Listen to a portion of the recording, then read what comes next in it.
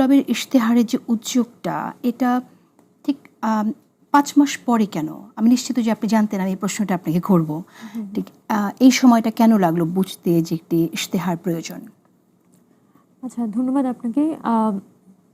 গত ২১শে ডিসেম্বর আমাদের বৈষম্যবিরোধী ছাত্র আন্দোলনের পক্ষ থেকে কিন্তু এই প্রোক্লেমেশন অফ জুলাই শিরোনামে একটি জুলাইয়ের ঘোষণাপত্র দেওয়ার কথা ছিল কেন্দ্রীয় শহীদ মিনারে।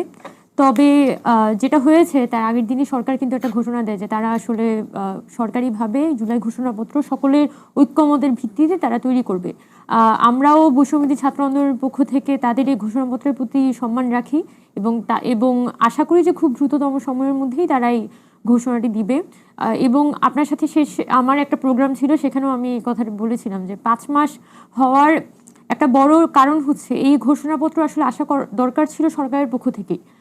যখন আগস্ট মাসে এই অভ্যুত্থান পরবর্তী সময়ে দেশে একটা টালমাটাল পরিস্থিতি, তখন আমরা সবাই আমাদের বৈষম্যবিরোধী ছাত্র আন্দোলনের কাছে কিন্তু আমাদের যারা সিটিজেনরা আছে বা আমাদের যারা ওয়েল উইশাররা আছে তারা সবাই কিন্তু বলছিলেন যে আমরা যাতে দ্রুততম সময়ের মধ্যে এই প্রোক্লেমেশনটা ঘোষণা করি। কিন্তু তখন আমরা যেটা এক্সপেক্ট করেছিলাম, যেহেতু আমাদের ছাত্ররাও এই সরকারে আছে এবং আমাদের একটা জনগণের সরকার এখানে প্রতিষ্ঠা হয়েছে, সেই জায়গা থেকে হয়তো এখানে প্রোক্লেমেশনটা খুব দ্রুততম সময়ের মধ্যে এখানে দেওয়া হবে। বাট আনফর্চুনেটলি আমরা সরকারের পক্ষ থেকেও ওই সময় কোনো উদ্যোগ দেখিনি। এমনকি অপরাপর যে পলিটিক্যাল অর্গানাইজেশনসগুলো আছে তাদের পক্ষ থেকেও কিন্তু আমরা এই যে জুলাইয়ের ঘোষণাপত্রের প্রসঙ্গে তেমন একটা কথা বা শোরগোল তৈরি হতে দেখিনি।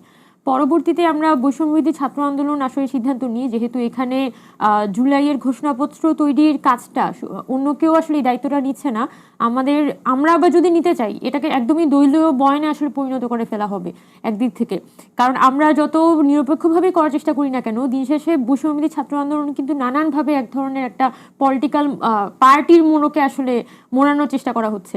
তো সেই জায়গা থেকে আমরা প্রথমে অনেকদিন ভাবছিলাম যে গভর্নমেন্টের মাধ্যমে এটা হওয়াটা সব থেকে বেটার, কিন্তু যখন আমরা দেখছিলাম যে আসলে গভর্নমেন্ট এখানে খুব বেশি সায় দিচ্ছে না, এর পরবর্তী সময়ে বৈষম্যবিরোধী ছাত্র আন্দোলন এই উদ্যোগটা নেয় যে এই যে বিভিন্ন ইন্টারন্যাশনাল মিডিয়ায় এই যে জুলাইয়ের মাত্র ৫ মাস যেতেই কিন্তু আসলে এই আমাদের এই যে জুলাই অভ্যুত্থান সেটাকে এক ধরনের মব ভায়োলেন্সের রূপ দেওয়া হচ্ছে।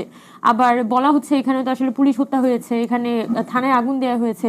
তো সার্বিকভাবে এখানে যারা একই সাথে যারা অংশগ্রহণ করেছে, জনতার যে স্বতঃস্ফূর্ত অংশগ্রহণ, সেটাও কিন্তু আজকে থেকে ১০ বছর ২০ বছর পরে গিয়ে কোয়েশ্চেন হতে পারে।